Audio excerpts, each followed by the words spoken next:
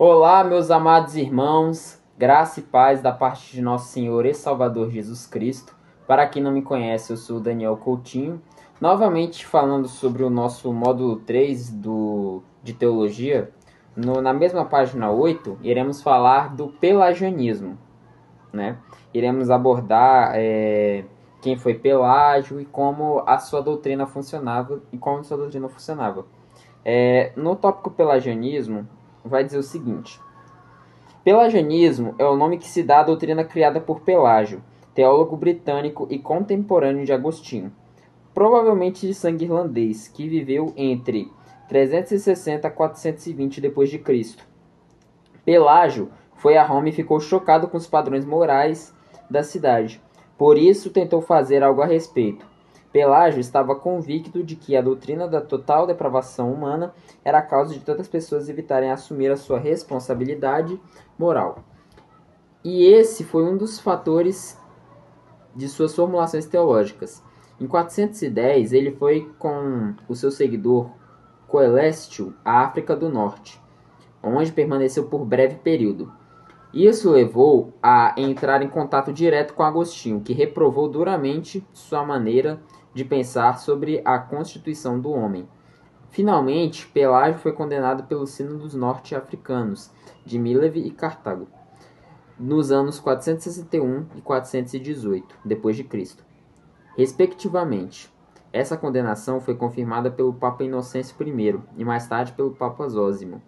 Ao que parece, ele faleceu em cerca de 420, porque depois dessa data não se tem mais notícias sobre ele. O Concílio de Éfeso também condenou sua doutrina. Então, em 471. Então, aqui fala quem foi Pelágio, né? Ele provavelmente nasceu ali na região da Grã-Bretanha, né? Que hoje compreende ali o Reino Unido. E fala aqui que ele foi reprovado, né? A sua heresia, né? Ele foi reprovado diretamente pelo próprio Agostinho de Hipona, né? E quantos tópicos tem?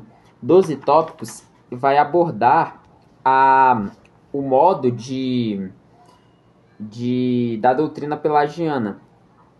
A doutrina pelagiana era da seguinte forma: viver isento do pecado é uma possibilidade humana, embora isso requeira muita força de vontade. Em sua natureza básica, apesar da queda, o homem tem capacidade de vencer o pecado. O homem foi criado à imagem de Deus, e apesar da queda, essa imagem é real e viva, pois de outra sorte o homem não seria aquele homem criado por Deus. Essa imagem é ativa e poderosa e confere ao homem capacidades morais, se ao menos quiser usá-las. A vontade humana sempre foi e continua sendo livre para escolher o bem. Essa vontade pode rejeitar o mal, porquanto isso não está ao alcance do homem, inteiramente a parte da degradação do pecado. Para Pelágio, o homem tem capacidade de escolher entre o bem e o mal. Não existe tal coisa como pecado original ou como pecado herdado. O homem torna-se no que é mediante a sua desobediência proposital, mas ele tem capacidade de reverter isso para a obediência proposital.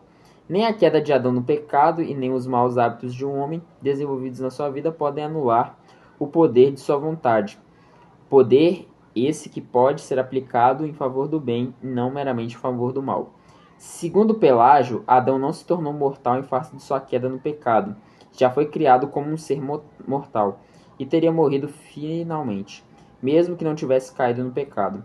Adão, à semelhança de qualquer outro homem, poderia ter conservado a sua inocência mediante o exercício de seu livre-arbítrio. No entanto, fez más escolhas. Os homens também têm feito más escolhas errôneas, inteiramente a parte de suas conexões com Adão. O pecado é um ato e não existe fora do ato, como se fosse alguma suposta natureza depravada herdada.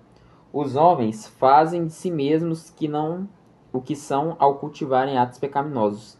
Para Pelágio, o pecado deriva-se do ato pecaminoso e então do acúmulo de tais atos, mas nunca de uma herança de raça humana.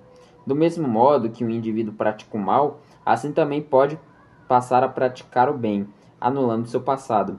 O homem foi dotado de perfeição original e pode manter a mesma, e mesmo que venha a perdê-la, poderá recuperá-la e viver completamente isento do pecado. Com respeito ao pecado, esse assunto será estudado na matéria de Ramartiologia, doutrina do pecado. Pelágio ensinava que cada criança nasce como uma tábua rasa. A semelhança de Adão, enfrenta o problema da degradação, mas também tem a liberdade de escolher o bem e o mal, tal como sucedeu a Adão. Segundo ele, um homem, mediante o contínuo exercício de sua vontade em favor do bem, pode atingir o estado de perfeição, em cujo o estado, como infante, ele havia começado em vida. Pelágio era contra o derrotismo e lançava a culpa sobre a doutrina do pecado original para fazer os homens pensarem em termos inferiores acerca de si mesmo e de suas potencialidades. Segundo Pelágio, o pecado original era uma impossibilidade, visto que o pecado depende de um ato só de vontade, e não de alguma questão de herança. O pecado é uma decisão depravada, não uma enfermidade da alma transmitida de geração em geração. Pelágio era a favor do batismo infantil, o pé do batismo, mas ensinava que o que devia ser feito apenas como uma prática legítima, e não para remover os pecados supostamente herdados pelos pais. Para Pelágio, os homens iluminados, mesmo sem ter um contato com o cristianismo, eram passivos da salvação, porque Deus os julgaria de acordo com a conduta que tiveram. Porque o homem, seja cristão ou não, é a imagem e semelhança de Deus. Sendo assim, é possível a salvação para uma pessoa que não seja cristã. Basta viver uma vida de piedade, porque a retenção da imagem de Deus é o que empresta ao homem imensa capacidade para o bem, com base na sua própria natureza. Os chamados pagãos também trazem a imagem de Deus e podem atingir uma verdadeira retidão, e com base nisto é possível a salvação sem qualquer contato direto prévio com o Evangelho. Há uma graça comum que opera por meio de Cristo, e que não requer qualquer organização religiosa específica para que seja propagada. Isso, porém, não significa que Pelágio negasse o uso e o poder da igreja, mas ele negava que o Cristo se limita à igreja quanto à sua presente atuação no mundo. Pelágio negava de modo absoluto a predestinação e afirmava o livre arbítrio. Então, nós vemos aqui que há algumas crenças de Pelágio, né? Ele não acreditava no pecado hereditário, né? Onde o ser humano herda o pecado de Adão. Mas isso entra em choque com o próprio Salmo 51, que vai dizer o seguinte: na verdade, já nasci culpado do erro, e minha mãe me concebeu em pecado. Salmo capítulo de número 51, versículo 5. Então, a doutrina pelagiana entra em conflito com esse texto, onde o próprio salmista diz que foi concebido em pecado. E esse pecado foi transmitido de Adão.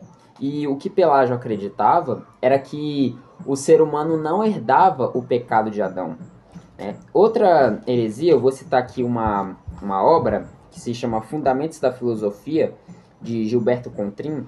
Na página 111, ele vai abordar aqui boas obras ou graça divina. Eu vou ler aqui o tópico para vocês e só vou ler só esse tópico aqui, que vai dizer o seguinte: segundo o filósofo, o homem que trilha a via do pecado só consegue retornar aos caminhos de Deus e da salvação mediante a combinação. No caso aqui falando de Agostinho de Hipona, que repreendeu pessoalmente o próprio Pelágio.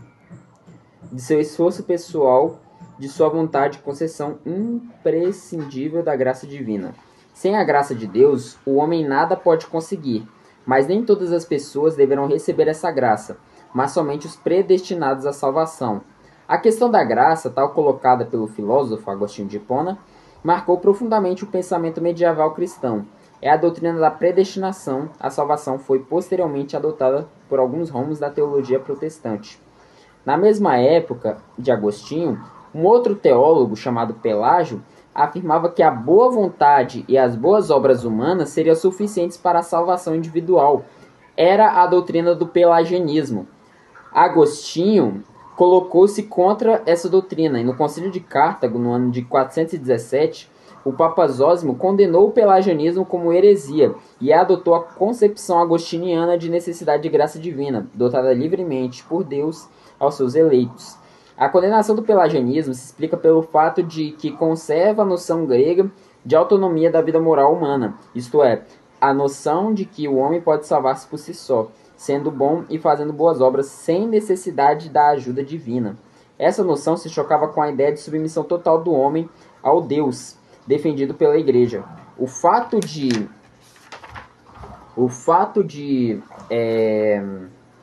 assim a Igreja ter se pronunciado por tal doutrina assinou o fim da ética pagã de toda a filosofia helênica.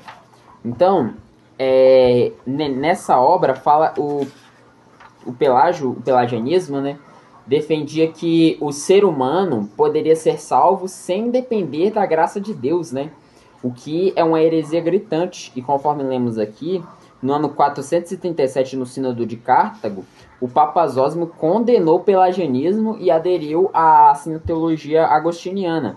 A teologia agostiniana, ela é semelhante ao calvinismo, digamos assim, hoje em dia, embora tenha diferenças significativas. Mas, de acordo com o nosso módulo de teologia, com o texto que nós lemos do Salmo 51 e essa obra que eu citei aqui do Gilberto Contrim, fica claro que o pelagianismo é uma heresia gritante, né? Indo contra a própria ortodoxia cristã, indo contra a verdade bíblica.